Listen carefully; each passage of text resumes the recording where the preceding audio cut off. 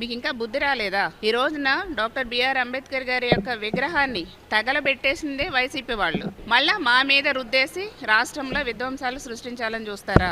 మేము చూస్తూ కూటమి ప్రభుత్వం ఊరుకోదు. మీరు ఇష్టం వచ్చినట్టు నాటకాలు ఆడితే కూటమి ప్రభుత్వం ఎవరిని కూడా వదిలిపెట్టే ప్రసక్తే లేదు. ఈ రోజున మీరు ఆనాడు ఏం చేశారండి? అంబేద్కర్ గారిని అవమానించారు మీరు వైసీపీ గవర్నమెంట్లో ఉండగా. డాక్టర్ బిఆర్ అంబేద్కర్ విదేశీ విద్యా పథకాన్ని కూడా పేరు మార్చేసి జగన్ విద్యా పథకం అని పెట్టుకున్నటువంటి దుర్మార్గులు మీరు.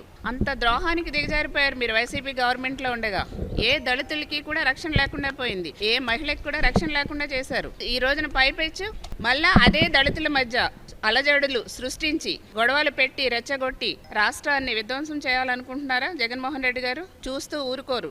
దళితులంతా ఏకమేమల్ని తరిమి కొట్టే రోజు ఇంకా దగ్గరలో ఉంది. మీకు ఆల్రెడీ 11 సీట్లకే పరిమితం చేశారు.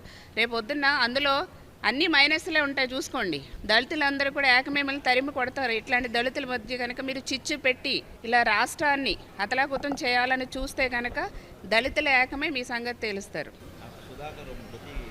కరెక్టే కదండి. వైసీపీ గవర్నమెంట్లో ఉండగా మాస్క్ అడిగారండి డాక్టర్ గారు, అప్పుడు డాక్టర్ సుధాకర్ గారు. మాస్క్ ఇవ్వకుండా ఆయన చాలా అవమానించారు.